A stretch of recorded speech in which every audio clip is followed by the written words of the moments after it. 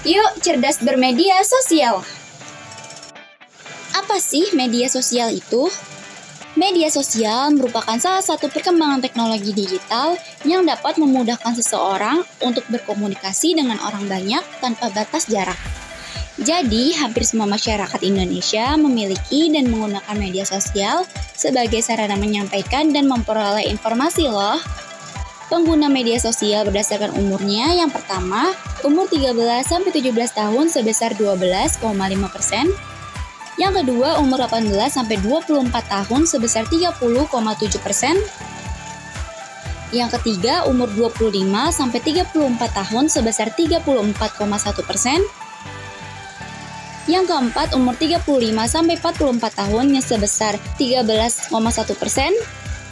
Yang kelima, umur 45-54 tahun sebesar 5,6%. Yang keenam, umur 55-64 tahun sebesar 1,7%. Dan yang terakhir, rentan umur 65 ke atas sebesar 2,4%.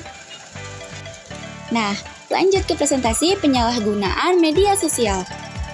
Sepanjang Januari hingga September 2020, setidaknya ada 937 kasus yang dilaporkan.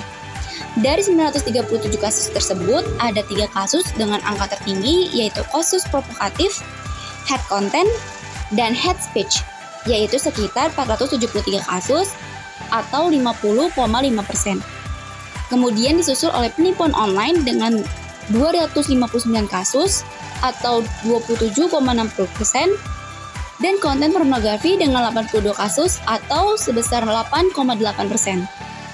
Selanjutnya ada contoh kasus dan dampak bersosial media yang tidak bertanggung jawab. Nah, yang pertama ada hate content dan hate speech. Konten dan ujaran kebencian banyak dilakukan seseorang, baik individu ataupun kelompok tertentu. Hal seperti ini sudah termasuk kategori perundungan atau pembulian dan dapat menimbulkan sesuatu yang buruk pada seseorang, seperti selalu merasa kurang baik dengan orang lain, takut bertemu dengan orang banyak, suka menyindir, dan lain-lain. Yang kedua ada penipuan online. Apa sih penipuan online itu? Penipuan online adalah penggunaan layanan internet atau software dengan akses internet untuk menipu atau mengambil keuntungan dari korban. Misalnya, dengan mencuri informasi personal yang bisa memicu pencurian identitas. Nah, contoh penipuan online itu bisa pada saat membayar tagihan, berbelanja online, melakukan reservasi online, dan lain-lain. Konten pornografi. Konten pornografi di Indonesia telah menjadi hal yang sangat umum karena sangat mudah diakses oleh setiap kalangan masyarakat. Pemerintah telah melahirkan sebuah Undang-Undang Nomor 44 Tahun 2008 tentang pornografi tersebut. Jadi, gimana sih etika yang benar menggunakan media sosial? Media sosial hadir untuk dapat digunakan dalam hal-hal baik atau buruk. Nah, seiring pesatnya perkembangan media sosial, meningkat juga kejahatan cyber. Maka dari itu, adanya kontrol dari orang tua sangat dibutuhkan untuk perkembangan anak dan remaja. Media sosial juga merupakan tempat bertemunya banyak orang. Maka dari itu, bahasa sopan dan santun terhadap lawan bicara juga perlu diterapkan, agar tidak menyinggung perasaan lawan bicara di media sosial. Berkumpulnya orang-orang di belahan dunia menjadikan ladang informasi yang luas di media sosial.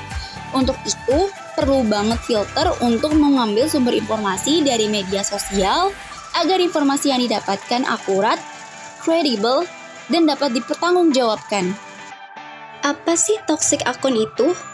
Toxic akun itu adalah akun-akun yang mengarahkan kita untuk melakukan hal buruk, seperti boros ataupun marah. Jika hal itu terjadi, berhentilah untuk mengikutinya.